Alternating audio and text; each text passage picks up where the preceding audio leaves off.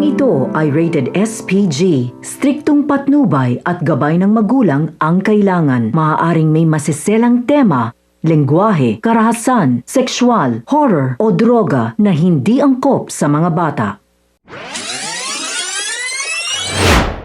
Mga kapamilya, narito ang mga pinakamainit na tagpo sa FPJ's Batang Quiapo. Inutos na ni Roberto kay Lucio na magtungo ang mga ito kasama ang kanyang grupo sa lugar kung saan malakas nga si Tanggol at siguraduhin hindi makakaboto ang mga taga roon para hindi na madagdagan pa ang boto ni Tanggol.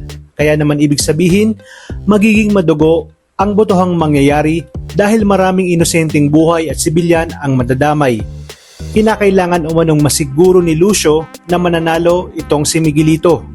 Habang si Miguelito naman ay kabado na dahil batid niyang ang layo ng lamang niya kay Tanggol.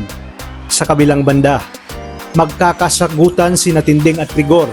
Sasabihin niya na hindi lang matanggap ni Rigor na ang dating inaalipusta nito ngayon ay magiging mayor na ng Maynila.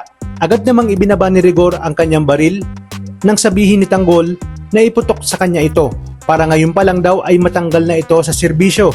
Alam natin na walang ibang mahalaga kay Rigor kundi ang kanyang trabaho at ang kanyang pagiging pulis. Kaya mapapahiya siya sa maraming tao at matapos ito ay nangyari na nga ang matinding bakbakan sa pagitan ng mga Guerrero at Montenegro. Tinawagan ni Marites si Ramon at sinabi na sinusugod sila ng mga Guerrero at target ng mga ito na itumba ang kanilang anak na si Tanggol. Kaya naman to the rescue si Ramon para tulungan ang kanyang pamilya. Ngunit pagkatapos ng lahat ay wala pa ring nagawa ang mga Guerrero at matagumpay na nakaligtas ang ating bida na ngayon ay ihahalal na bilang bagong mayor na si Tanggol. Ngunit dito na magsisimula ang hidwaan laban sa kanya at kay Don Julio. Gagawin kasi lahat ni Olivia para magkasira sina Don Julio labang kay Tanggol at Ramon nang sa gayon tuluyan ng mapalayas ang mag-ama sa mansyon at sa kanya mapunta ang lahat ng kayamanan ng mga Montenegro. Kaya naman di kalaunan ay mangyayari nga ito. At itatakwil ni Don Julio sina Tanggol at Ramon at ituturing niyang kaaway dahil sa paninira ni Olivia. At alam niya naman sa kanyang sarili na ampon lang talaga itong si Ramon. Kaya ibig sabihin hindi niya talaga tunay na apo itong si Tanggol.